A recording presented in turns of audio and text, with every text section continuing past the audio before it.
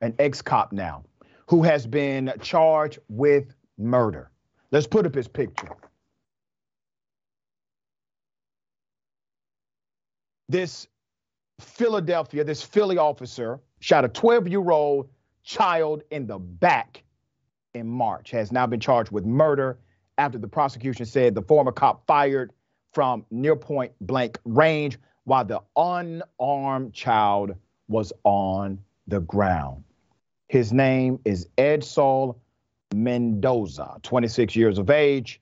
You see him there. Let me give you some background. He surrendered on Sunday and now faces counts of first and third degree murder, voluntary manslaughter, and possession of an instrument of crime in the death of TJ Siderio. Mendoza was jailed and denied bail and is the third Philly cop. Count them. 1, 2, 3. Third Philly cop charged with murder in an on-duty shooting since the DA took office in 2018. We're going to get to the DA in a minute. I like this DA, by the way. At the time of the shooting, Mendoza was assigned to the South Task Force, a group that frequently encountered, if not caused, significant chaos. Let's put up a picture of the 12-year-old he shot and killed in the back. Okay? That's TJ.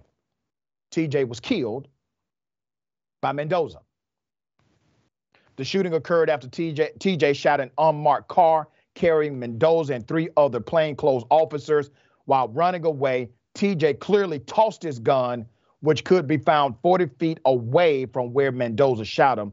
The assistant DA estimated TJ was effectively face down on the ground for 4 to 6 seconds before Mendoza approached and shot him in the back. Shot him in the back. That shot struck and killed TJ within 90 seconds. So let me say this, because I know people are going to say, well, he's a 12-year-old shooting. Okay. He was obviously troubled. Okay. Just because you deserve to see a judge does not mean you deserve to see your maker. He was unarmed. He had his face down.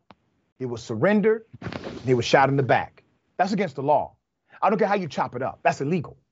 That's murder, right? That's how it works in this country. And too many times, police officers, they have utilized their position of public trust to take vengeance on someone they're mad at.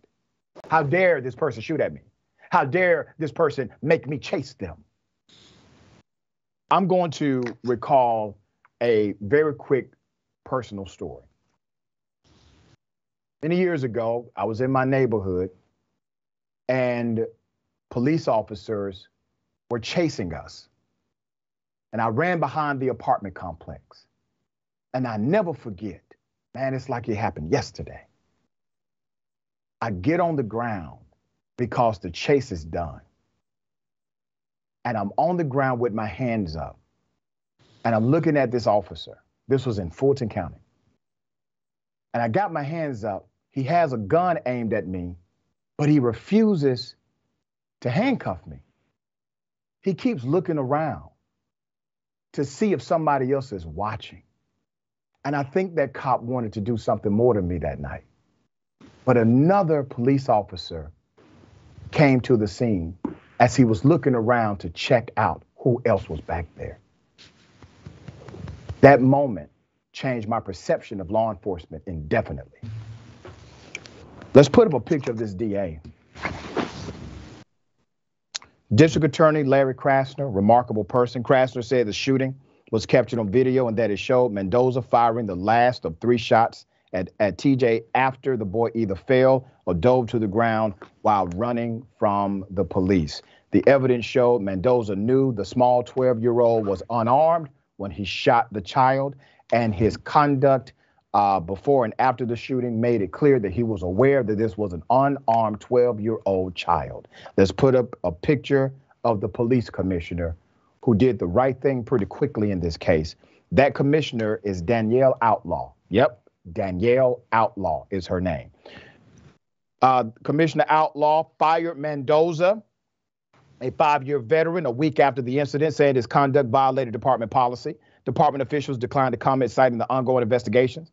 In a grand jury presentment, prosecutors said, and I quote, Mendoza and 3 other plainclothes officers, Kwaku Sarpong, Robert Cuccinelli, and Alexander Camacho had set out that day to search for a 20-year-old suspect in a stolen gun investigation. The officers crammed into a single Chevrolet with tinted windows. They were not identifiable as cops. There was no clothing to signify that. For about an hour before the shooting, the 4 task force officers sat in their car where they believed the suspect might be before seeing 2 young people on bicycles. TJ and unarmed 17-year-old Camacho believed the older teen was a friend of the gun suspect. The officers decided to stop the boys, even though prosecutors noted police directives generally say uniformed officers should conduct such stops, not those in plain clothes. They violated that policy.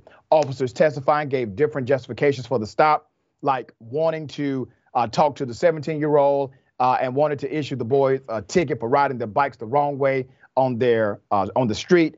Before they could initiate the stop, however, Sarpong flicked on the car's police lights, the grand jury said.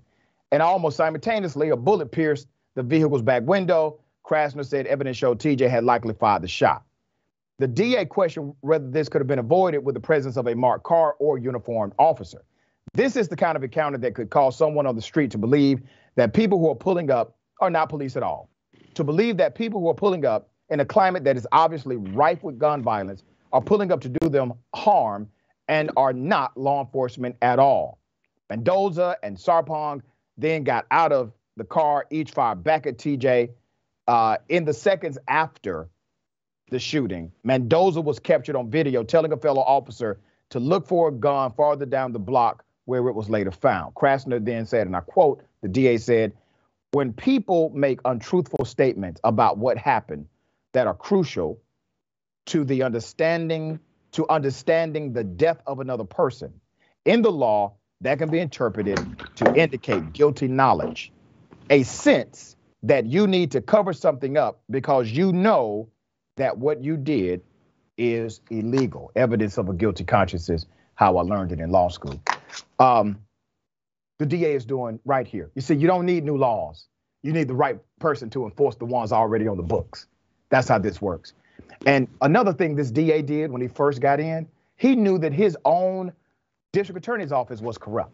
He knew it when he got elected. And he said he knew it. So what did he do when he got elected? When he won and when he took over, he fired the prosecutors.